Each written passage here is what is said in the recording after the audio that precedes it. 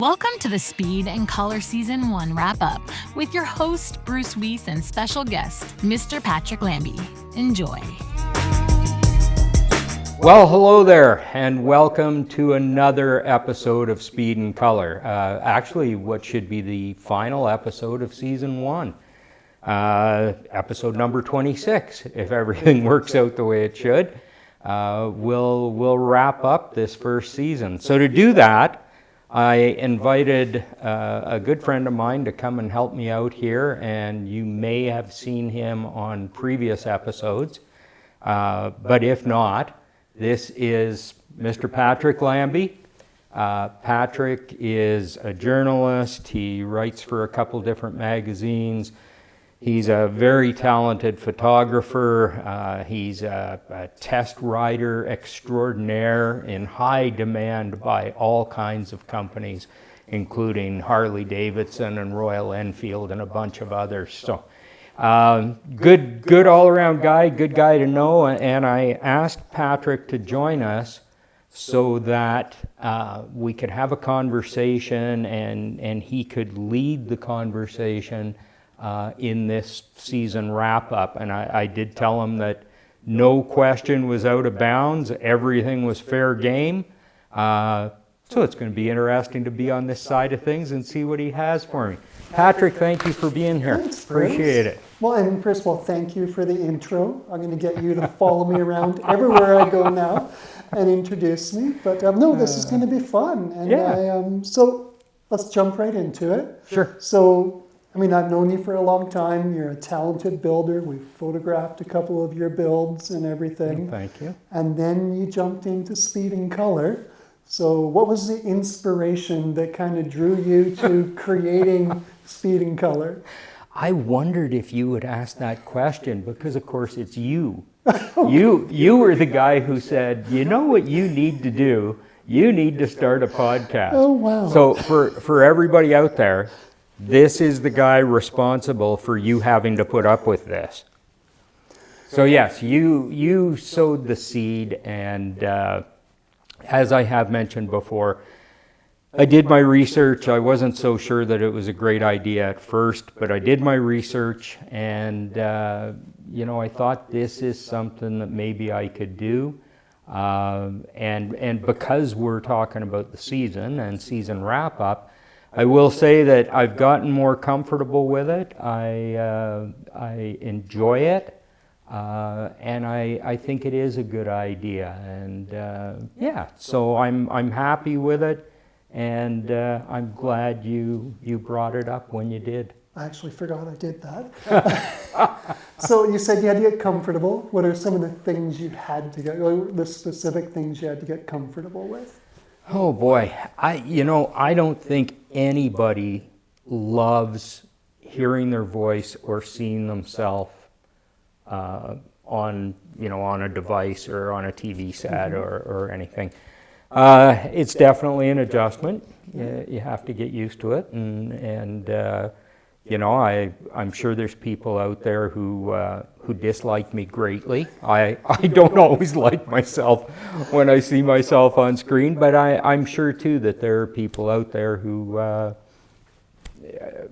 comfortable with me and who enjoy it, and of course it's more about the guests, but there has to be a host, and so that part of it is good. I'm sure we're going to get into more of the details later, but I right up front, it is a heck of a workload. Anybody who does this, boy, you've got my respect. Whether you stick with it or not, just trying it, I think has great merit, great value. But it's very demanding. Fortunately or unfortunately, I've learned a ton, but as I say, fortunately or unfortunately, I'm pretty much a one-man band. I'm the camera guy, the sound guy, the editing guy, the host guy. I pretty much do it all, as well as the social media and all of that stuff. So it is a load. Cool. So episode 26. Yes. You've done 25 before. Yes. Out of those, and hopefully no one gets offended of the other 24, but who was your favorite guest this season, and why in particular? So favorite guest, and there's been some good ones, and I hope that everybody out there feels the same way. There have been some really good ones. You know, some of the highlights, and I don't mean to leave anybody out. And you know, every episode has been fun, and everyone has been a step towards getting to season 2, and you know, this thing growing. But I would say, you know, notable guests, really enjoyed Steve Grover. That one was a lot of fun. The young guys at Queen Street Moto, oh my goodness, we had a lot of fun at Bad Living. Interviewing those guys, just such characters, and rolling the bikes in, and the logistics of the whole thing was really a lot of fun. And I think the cool thing there, and there were actually a couple people who commented on the YouTube channel, that it was so good to see young guys into, in this case, the chopper culture, but the custom motorcycle culture. And even though, you know, they're young, they're getting started in their careers, they can't afford, well, they don't think they can afford Harleys, which they probably can't. Realistically, it's probably out of reach for them. But they can afford metric choppers, and man, they're riding Hondas and Yamahas and building them, and it's amazing what you can do. And I think we'd all have to agree that, you know, that Honda Shadow, that thing's going to run forever. So anyway, they were a lot of fun. There were lots of people along the way. Man, who else am I thinking of? Oh, it's been such a blur. But the one guy who really, really stands out is Kurt, Dirty Customs. Kurt is such a cool guy. He and I guess maybe he and I connect at a bunch of different levels. And I love the grassroots approach. I love that he's a family man. You know, he's closer to my age. He's not as old as I am, but he's closer to my age. And he's just such a good guy, and so philosophical and everything. I really, really enjoy any time I get with Kurt. So if I had to pick just one, that one would be just a titch ahead of the others. Very cool. Now, you mentioned the young guys with the metric choppers and everything. Yes. Which I'm going to skip ahead on my questions here. You've traveled a lot this year. You've been out to Ontario to bike shows. You've been down south. So a little bit about where did you travel to, but also what trends did you see? And are the trends different than you see maybe down in the US as opposed to Ontario versus bike nights in Calgary? So kind of an open-ended question, but you've done a lot this year. That's a good one. There's a lot of material to cover there. So what did we do? We went to Born Free in California, and that is, I guess I'll say, and I think you know this, but for the people who watch or listen to the podcast, a part of this for Karen and I is the ability to travel in retirement. So to recap that quickly, man, I'm going to get way off track. I just know what I'm going to do. I'll bring you back. I'm going to do a Donald Trump and do the weave here or something. But anyway, no. So I'm about a year, give or take, when this airs, I'll be about a year away from retirement. And this is something that I would like to do in my retirement. And Karen and I would like to travel and use Speed and Kolor as part of that travel. So that could all work out really well. So testing it this year, getting out and traveling some was really good.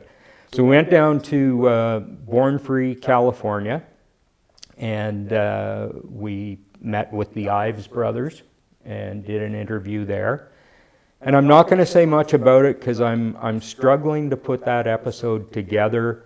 I'm afraid of not doing it justice, but I also want to get the story out, and I'm struggling a little bit getting the right format, but I am going to get that one out.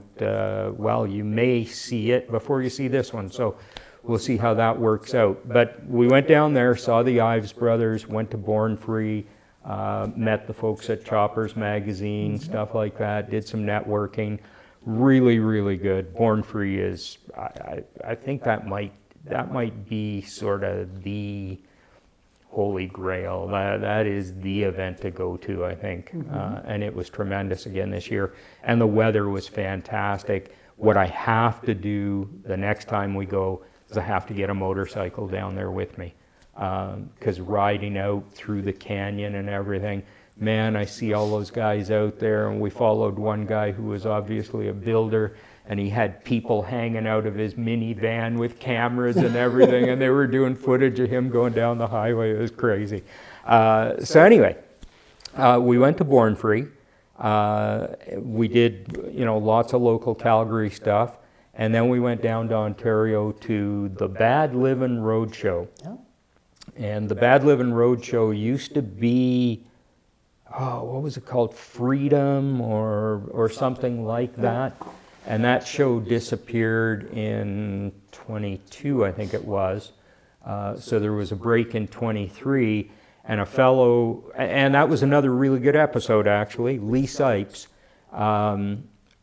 Boy, oh boy, so much respect for this guy. He had this vision to put on Bad Livin', and the things he put together, the giveaway bike and the sponsors and the stuff that he brought together, and I wasn't sure what I was going to see when we got down there, and it was fantastic. There was a huge campground. The event was held at the Frontier Ghost Town or whatever it's called. I met the owner of the place. He's a super cool guy. But they've used it for movies and all kinds of stuff, and they use it for weddings and all kinds of different events. And huge campground, the ghost town, the buildings and everything were just an excellent backdrop. It gave it a real flavor. The turnout was amazing. And Lee Sipes, that guy, he was in control the whole weekend. And I'm so impressed with him. He had control of the event. You could always find Lee. He's a big guy. He's a real tall guy, and he wears a hat, and boy, you can find him no matter what. But he did such a good job of keeping everything rolling, and the bands, and just, he was the orchestrator, and kept it all together. And I never heard a bad word about Lee. I never saw anybody challenge him on a decision or anything else. It was just, everybody respects him, and he had control of it. So that was a really cool event. We enjoyed it a lot. We are off to Friday the 13th, which we'll do without a bike. So what did I learn going to Bad Livin'? Boy, oh boy, driving 6,500 kilometers was a whole bunch more fun 35 years ago. It is tough, and Karen loved part of it. She hated part of it too, though. I think the problem, Patrick, is we were on a schedule, and we had to get places. Yep. And it meant we had to push, and we had to drive hard. And Karen has said, if we had time to stop and look at a lake or look at a historical thing or have a nice lunch or whatever. But that trip was just go, go, go. And she flew home, so it wasn't quite as bad on her. It was hard on me. It was a lot of driving. So we're going to try and avoid that. Next year for Bad Livin', I think what we'll do is we'll ship the bike. It's actually worth it to ship it and fly. Because, you know what, by the time you pay gas and hotels and everything else on the drive, 3 days there, 3 days back, you can ship a bike for half of that price or less, right? So that was kind of cool. We really enjoyed that. And now we're off to Friday the 13th without a bike, just to go down and record a couple episodes with some people. Jeff at Perth County Moto will swing out to Stratford and see him. And then we have to go tag up with 905 Rob, who does most of the chassis work for the Queen Street Moto crowd. And we'll go have a talk with him, so that'll be fun. As far as trends, I am really in love with the chopper scene. And chopper people are so cool. They really are. They're a cut above. The bikes are so cool. It's that retro. There's something about a chopper and the freedom to build and the freedom to ride, and everybody just seems to get so much enjoyment out of them. And it's a really great part of the custom culture. And as far as trends, huge chopper following at Born Free, obviously. And with the invited builder deal and bikes being built just for the show and stuff like that, really, really good. Born Free, again, is probably the event you need to see. But Bad Livin', I could not believe the choppers, and it wasn't until we went for a walk out through the campground and realized, yeah, okay, there was the show area with the invited builders and the show bikes over there, but the campground was a show all on its own. It was just a tent and 2 or 3 choppers, and a tent and 2 or 3 choppers, and beautiful stuff, you know, narrow, long, you name it, bobbers, all kinds of stuff. And I think we don't see that in Calgary. There seems to be a lot of bagger stuff in Calgary. A lot of Harley, but a lot more towards the bagger, touring kind of genre. But not a lot of choppers in Calgary. I don't know how many hardcore choppers you could really pull together in this area. And I think the biggest thing is population. Population and availability of used bikes. You know, again, in California or in southwestern Ontario, there's bikes galore. There's Harley Davidsons up the wazoo.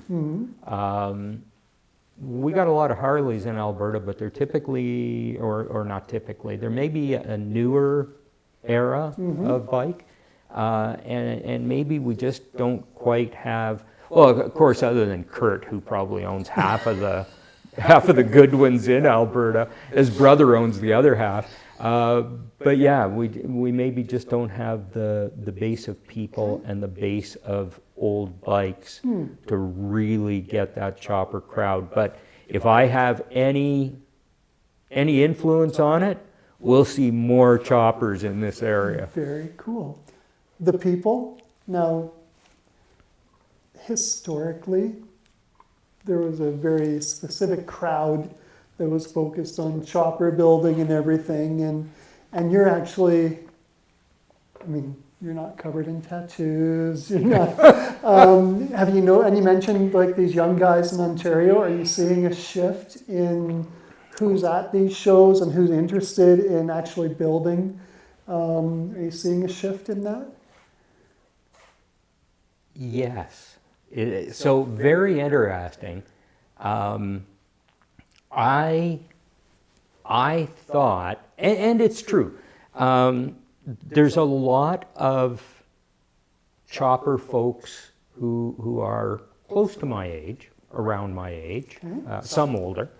So there are older, and there is definitely, you know, a rock music kind of, got a fly going there. There's a rock music kind of thing going on. lots of ZZ Top and that kind of stuff, and even going as far back as the Doors and all that kind of stuff. So there is that crowd, but then there's this crowd which Lee Sipes would be typical of, or a good example of, where maybe I'm going to guess 20 years younger than me. Okay. And the music is very different. There was a lot of punk at Bad Living. Cool. And I wasn't expecting it. I really was not thinking that was going to be that punk, hard, crazy dancing style, whatever that is. There was a lot of that at Bad Living. So that's kind of the center crowd to me. Mm-hmm. And then there is definitely a young person crowd, and that would be like the Queen Street guys. And there's a lot more than just the Queen Street group out there. So you do have, and locally here, Leon, I think is his name. He's got a real cool Sportster chopper, hangs out at Ill-Fated Customs. So there are some young guys here as well, but there's definitely those three groups, and I haven't figured out what music the young guys are listening to yet. I haven't got that one down, but I know that those guys in the center are listening to that head-banging punk kind of stuff, and Karen and I were going, really? You talked a lot about guides. Any female builders that you came across at any of these shows? Not nearly enough. Okay. Not nearly enough. And I mentioned it on a show previously.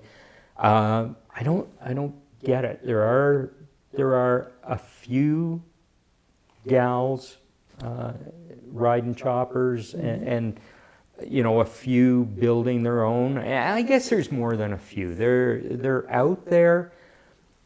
They're not as prominent's not the right word, but you don't see them as much as you see the guys. Okay. And that doesn't concern me. That interests me because I don't know why that is. I think the gals could build wonderful stuff, and there's so many female welders, fabricators, painters, Shayna Guy, Hot Rod Jen. There's so many who do really, really good work, but we're just not seeing them up there with the guys. And I don't know, Born Free last year, was there an invited builder who was a female? I don't think there was. They didn't stand out. Now, there was one bike there that was a female deal, but I don't know who the builder was. Okay. I'm not a we have to have 6 females and 6 guys kind of thinker. That's not where I'm at. But gee whiz, I would love to see, 3, in a group of 15, I'd love to see 3 or 4 or 5 female built bikes. And do gals like choppers? Well, my gal likes choppers, so I would have to say that some gals do. Choppers are cool, what can I say? Women should like them. But yeah, it'll be interesting to see how it evolves. And maybe with the young guys, maybe that'll have some influence. I know Karen's not going to come out to the garage this weekend and start building one, so we're going to have to find them somewhere else. No, I was just curious, because you have been to so many shows. So you've also shot or recorded your podcast at a whole bunch of different locations. Some here in the garage, you've been on location, you've been in shops, which was the fun, I know everyone brings its own environment and challenges and opportunities, but which was the funnest episode to film or create this year?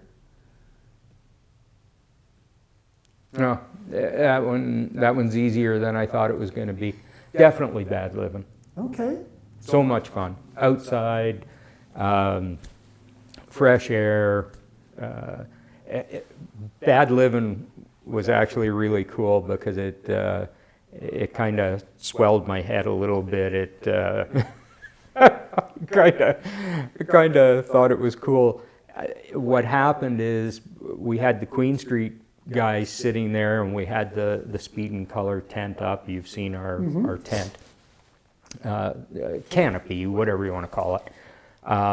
So we had that set up, and we had the director's chairs under there, and we all got together, and we had the bikes behind us, and a crowd, not big, okay, not Donald Trump style crowd, but a small group formed outside, around the front of us, and they were watching, and at first they were saying, "What's going on?" And then somebody said, "Oh, it's the Queen Street guys on Speed and Kolor," and they said, "Oh, this is the podcast. Oh yeah, there's the guy from the YouTube." And a couple of them had watched the show and recognized my face, but having somewhat of an audience was a totally new experience. So that made it fun, and like I say, we were outside. It was all really, really good. The weather was fantastic. It was great. And of course, what was best of all of it is when I got home and uploaded all the footage and got the files off of the mixer and everything. We captured everything. We hadn't forgotten to turn on this camera or to do this, or have we got a flashing? Oh, I looked right away. I said, So we didn't forget to turn on a camera or the voice recording, and everybody's mic worked, and it didn't take a whole bunch of crazy editing to try and fix something. So overall, that one was really a lot of fun to put together, and that's when I felt like, okay, I'm getting this. I'm not going to say I've got it, but I'm getting it. Okay, well that's actually a really good segue. So you're 26 episodes. Yep. You started as a neophyte of podcasting to aspiring podcasters who might be listening or watching. What did you learn, and from that, what advice would you give them? Wow. So first off, the toughest part of doing this is audio. Okay. Absolutely, hands down, the toughest part of this is audio. And I can see now why there's so many YouTube videos on getting the right equipment for your podcast. Okay. And of course, it's different for a podcast only. So let me jump on my soapbox here for a second, because I really need to address this. This term podcast. So Ben Hammersley coined that term. Ben was a journalist. He coined that term back in 2004, which is the internet was new in the mid-90s. Things were coming along. People were blogging, and then people shifted to audio blogging, and the iPod came out, and iPods were perfect for audio blogging, for listening to audio blogs. And that's when Ben came along and said, "Oh, it's a podcast." Wow. Okay? So that's where that comes from. The issue I have is it's like we haven't figured out that we have something that is different from audio blogging, that being video. Mm-hmm. And nobody, and Buzzsprout, the people who host podcasting, I deal with them, love them, great service, everything else. They do not understand that there's podcasting and then there's this video thing. YouTube does not understand that there is something called a podcast, which is audio only, and then there's something else, and we haven't given it a name yet. And YouTube, I noticed the other day, I watched one of their instructional videos, YouTube has even gotten to the point where they're referring to it as a podcast with eyes optional. What the hell is eyes optional? That's video, man.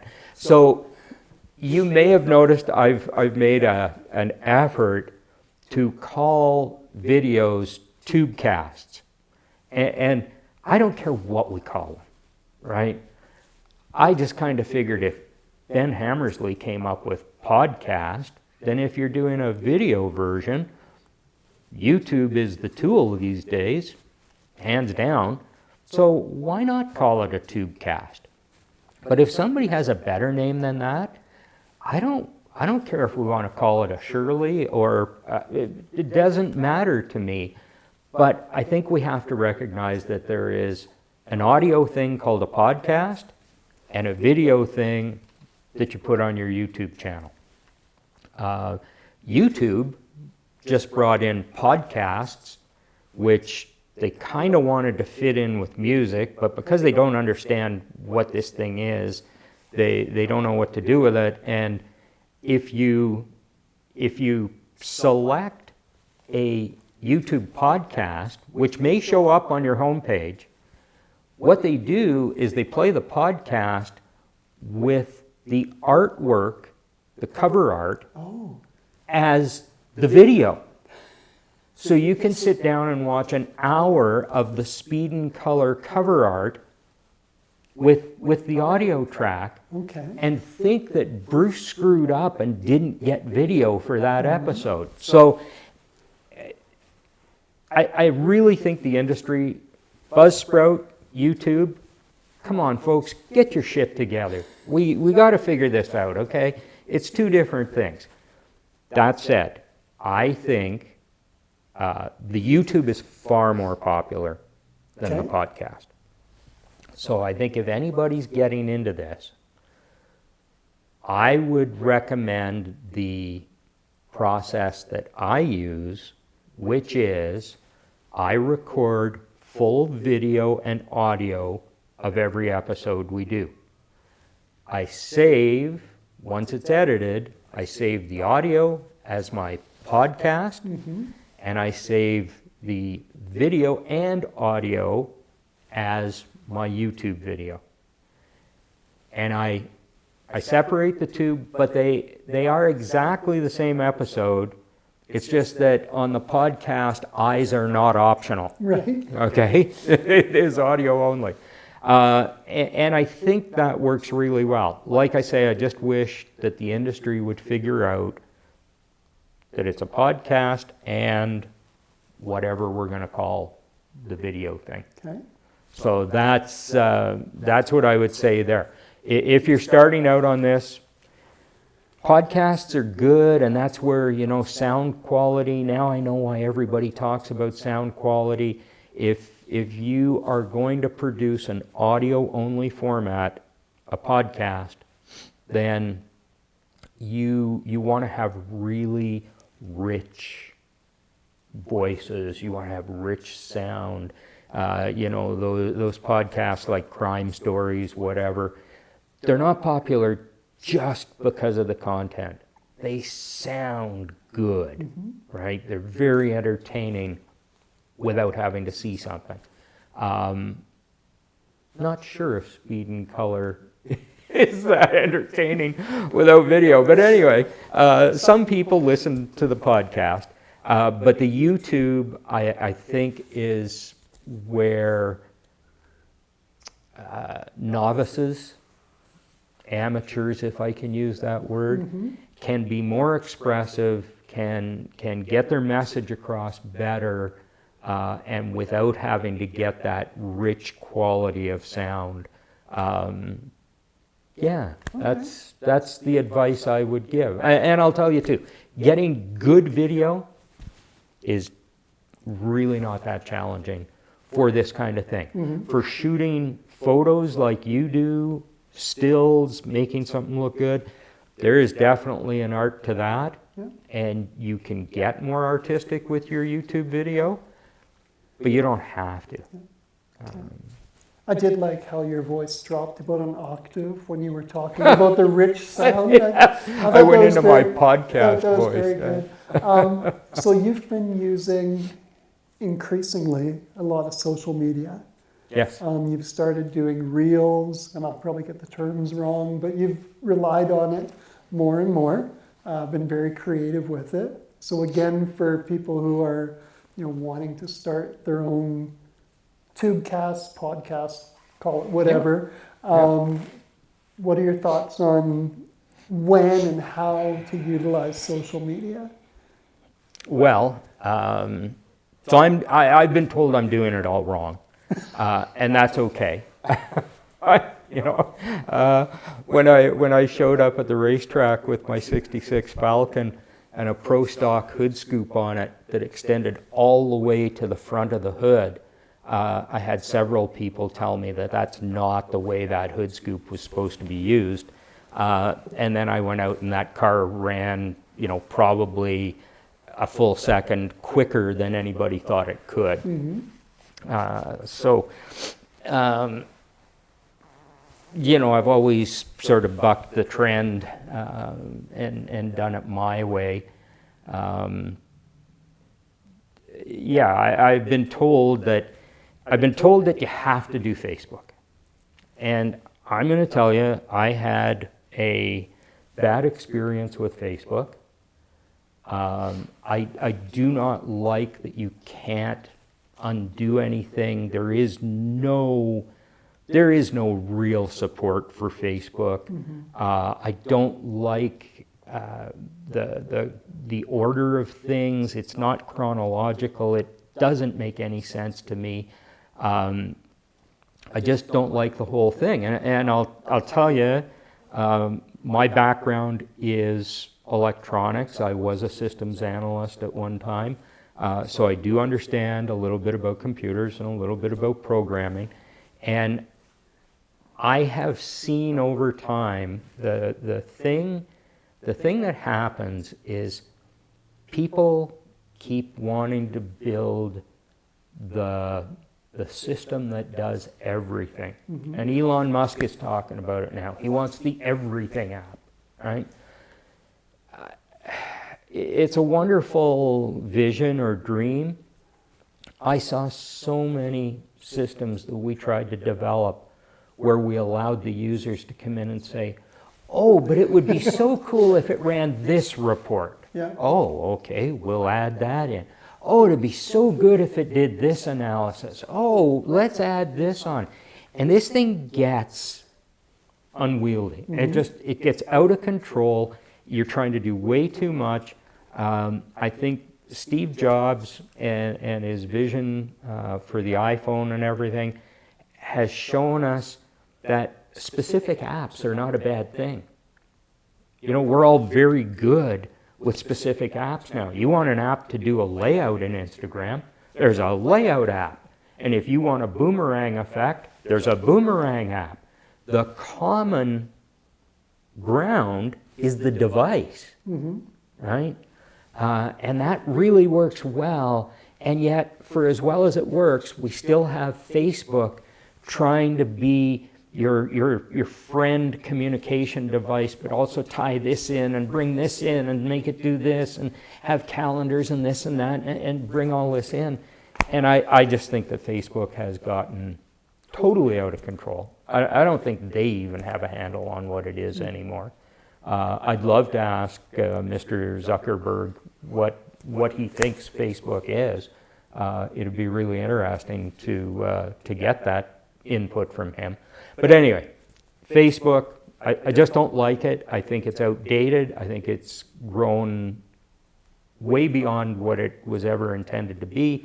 I don't think it's effective and I don't like it. And because I am not doing this to support my family or to prove anything, I simply choose not to use Facebook. And that's all there is to that. I am an Instagram guy. I love Instagram. Instagram makes sense to me. Instagram has a chronological flow, and I follow a select group of people who post the things that I want to see, and I put content out that is for a specific demographic or target audience, and I don't need to go beyond that. I don't need for 10 million people to see my stuff with 9,999,000 whatever who don't give a crap or it doesn't make any sense to. I don't care. If I get to 1,000 people who really like what I do and it makes sense to them, perfect. That's a good thing. So social media, I'm an Instagram guy. Not great. I shouldn't say that. I don't use stories as much as I should yet. I do like reels. Photos are still good if you have quality photos, if you have good photos. What is really cool is YouTube Shorts. Because YouTube Shorts and Instagram Reels are very, very similar. Okay. The time, a short can't be more than 60 seconds at this point, and I think a reel can be 90, and I thought I saw something recently where now you can go up to 3 minutes. But my approach is reels and shorts are 60 seconds or less. That allows me to edit one short video, and use it in both places. Okay. So that's what I'm doing social media wise. I haven't entered into TikTok or Threads or X or any of that stuff yet. Again, it's about timing, and Patrick, I am not that it shows in terms of weight loss, but I am running my little tuchus off trying to keep up with everything here, and I just don't know that I could add on anything else until I hit that magic time of retirement, and then things will get better. So viewers and listeners of Speed and Color, don't send Bruce Facebook invites or whatever. He's not going to friend you. So what challenges have you come across that maybe were just out of the blue or you didn't expect? Again, I'm thinking you're now the experienced professional, and maybe some of the people listening or viewing are looking to kind of learn from what you've experienced. Wow. Yeah. Challenges. The time is a challenge. We've covered that. That's a huge challenge for me, and I don't know that that's unexpected. I think anybody with a little bit of common sense could have seen that one coming. The audio, as I say, that was very challenging. That caught me off guard. I really didn't think that audio would be as tough as it turned out to be. So that was a challenge. Editing, those things, I knew that there was going to be a learning curve there, and I kind of knew what to expect. So they certainly weren't surprising. I don't think there's anything else that I would say really caught me off guard. If anything, I might say that there's some things that were interesting or continue to be interesting in doing this. And if you're jumping into this and giving it a try, which if you got something to say and you want to do something like this, I would definitely say give it a try. Don't be shy. Get out there. Put yourself out there. If it works out, great. If it doesn't, it's okay. You'll learn something in the process. But an example, I was having trouble with a certain video, uploading it or whatever it was, and I called Apple to find out what I was doing wrong. And we wound up talking about it, and they said, well, what's the size of your video or your file? And I said, well, it's 82.6 gig. Because my video files are big. That's one thing I have to learn is how I cut those down. But the quality is really good too. So I said, oh, 82.6. And they said, well, there's the problem. iCloud is limited to 50 gig. And I said, well, sorry to tell you, it's actually not. Because I've got files up to 102 gig stored on my iCloud, and I load them from my iCloud. And the support person at Apple said, no kidding. So there are a lot of things in this that I think people must run into, that even the developers and the support people don't really know what the capability is. And that surprises me, and maybe if anything's challenging, that's challenging, and that if the support people don't know, where are you going for help? So there is a lot of figuring it out. But one of the next things I'll have to do is jump into this whole format, resolution, the whole 4K 1080p, ProRes 422, and you'd understand some of that from your photography. There's just so many options there. I need to take a course. Okay, so we talked a whole bunch about the last 26 episodes. Yep. What's coming up in the next 26? What are you wanting to do? What are your plans? Okay, so for the next 26 for Speed and Color, we are going to stick with 26. As much as I would love to go to a weekly format, I know that until I get retired, I just will not be able to keep up with it. Every 2 weeks is just about killing me. I know I can't step up to every week. So we are going to stick one more season. We're going to go every 2 weeks. We'll go 26 episodes. So that will be consistent. A little more traveling next year. I guess one thing I've learned, and certainly viewers, listeners can give me some feedback on this. One thing I believe I've learned is that people really enjoy hearing about and seeing custom motorcycles.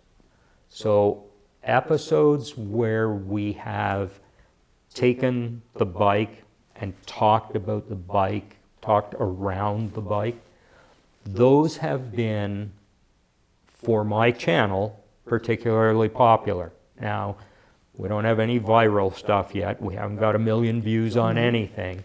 But there are several of those that have encouraging numbers, good numbers.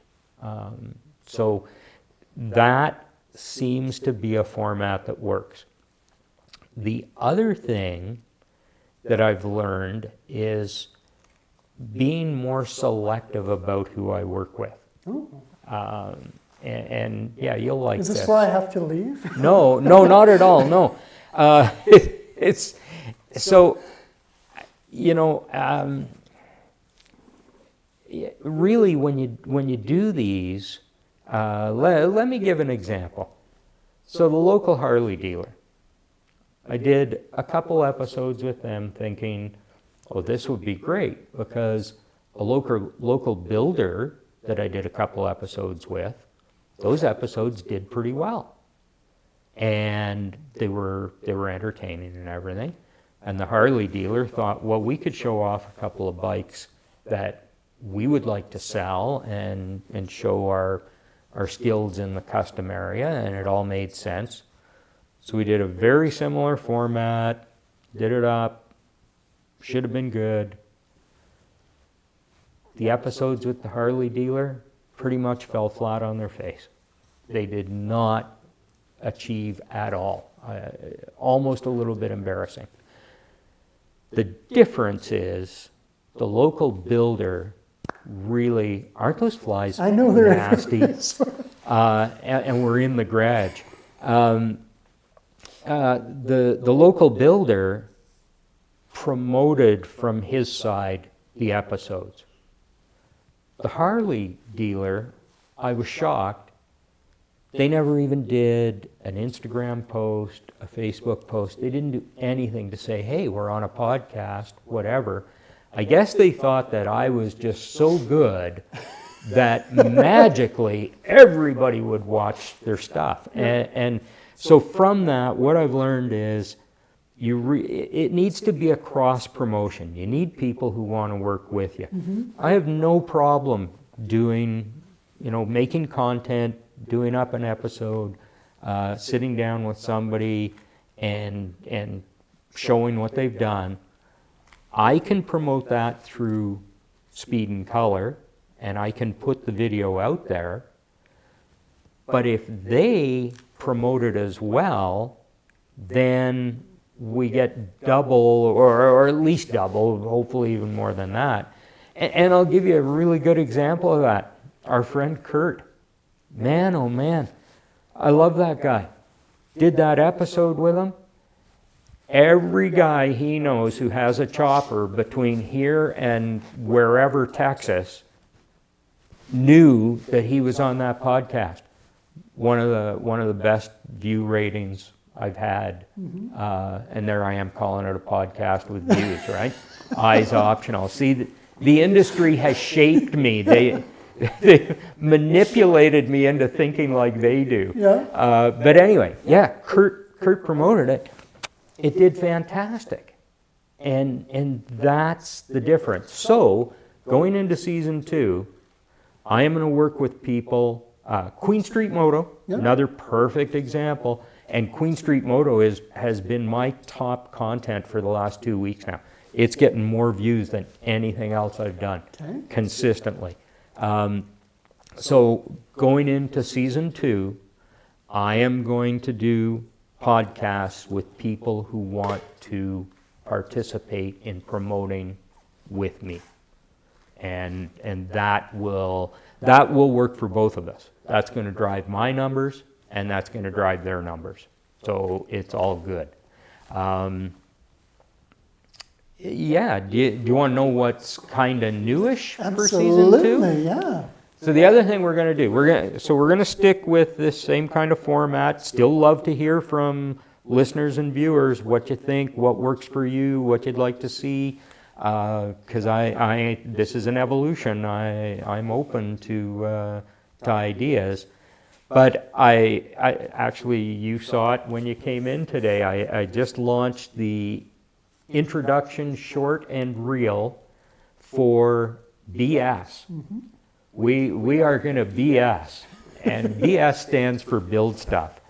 So build stuff is going to be they're going to be quick. They're not going to be shorts, but they're probably going to be 10 to 20 minutes. I want to talk about, and not just me, build stuff will be about products, tools, paint, processes, parts, all kinds of stuff. But as well, I want to show off projects, and not just my projects, not just my projects. I want to show off other people's projects. Kurt comes to mind. Oh, dead battery. Hold on. Got to change that. You stay right where you are. We'll move. That was really awesome in that, I think we're okay. I can lean. Patrick's been asking me about challenges, and there was one right there.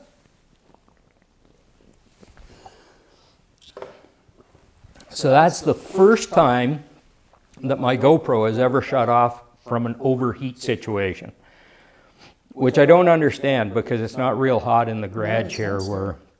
We're okay. But anyway, we're getting close to needing to wrap this up anyway. So build stuff. We're going to feature tools and products and parts and processes and cool stuff that we use to build, and we're going to feature some builders and their projects that are being built. I have something on the go, but as I said, I don't want this to be all about me. The boys at Queen Street Moto have some projects coming along. I'm sure there's lots of other stuff. Kurt's going to build something now that his purple chopper is done, Purple Rain. I'm sure there's another one coming here. So there'll be lots of stuff. We're going to try and fit that in. 10 to 20 minute videos, no schedule. I'm just going to do these as I can. I think if I do anything else with a forced schedule, it'll just drive me nuts. So I think I can do this, and if I put 2 out 1 week and then skip a week and whatever happens, happens. So don't forget to subscribe and turn on notifications, because notifications will let you know when there's some BS for you. And that's what we're going to do there. So I'm excited about that for season 2, because it's not going to take me weekly, but it's going to kind of fill in a gap, get us a little more traction. We're going to use some shorts with the BS, and yeah, it'll be fun. So I'm excited about that. I'm looking forward to that. Very cool. Well, I haven't been texting or whatever when I'm looking at my phone. I've been checking my questions and watching the time. And that's okay, because for the most part, what I'm going to do is edit you out. Oh, good, okay. So I'll take the camera that's on me and I'll cut you out. So I'm irrelevant. So I do like some of the ones I've done with you where you always finish with a little bit of an off-the-wall question. Oh, here we go. So you're now a professional interviewer. You've done 25 episodes. So if you could interview anybody, anybody in history, anybody living today, anybody who lived in the past, who would it be and why? Boy, wow. That's hardcore. That's a good one. I thought of it as I drove up. Yeah, no, that's really good. I like that. Anyone, even from history. Well,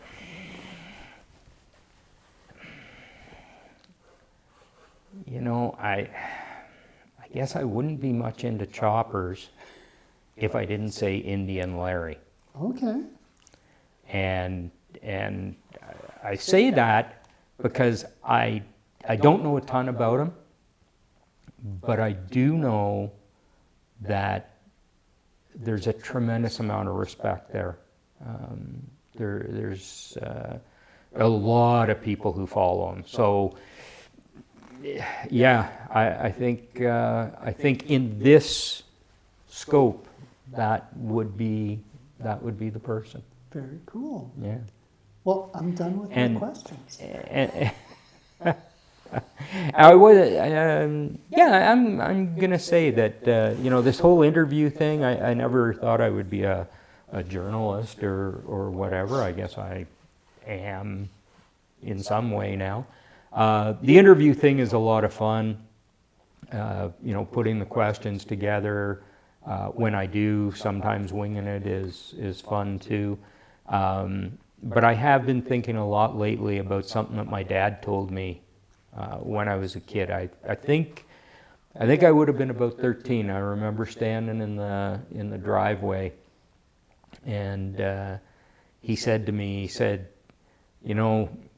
he said, if you don't go on to make a difference, to do something significant, then really my life won't have been everything that it could be.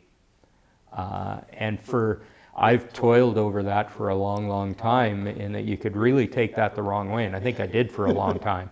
But I realize now what he may have been saying to me.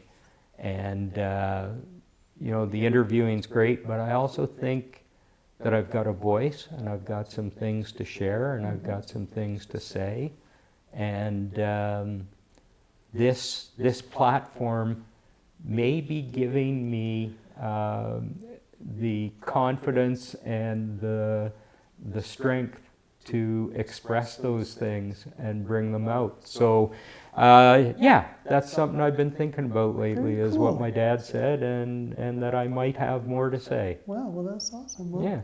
I am looking forward to the next 26, and then the 52 after that when you're retired. No pressure. But no, thank you. This was a lot of fun. I really Well, thank it you. was nice I to appreciate switch you doing roles. this. And for everybody out there and everybody listening, thank you for hanging around for season 1. It's been great. We're not going anywhere other than ahead.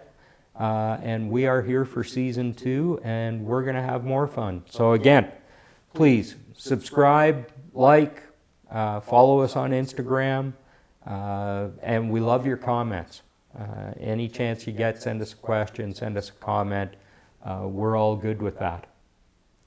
So thank you, Patrick, and thank all of you. We will see you again soon. That's it for season 1. Join us for season 2 of Speed and Color. Build safe, ride safe, and be cool. There you go. Dude. Done, man. Thank you. That was fun. It's going to be okay.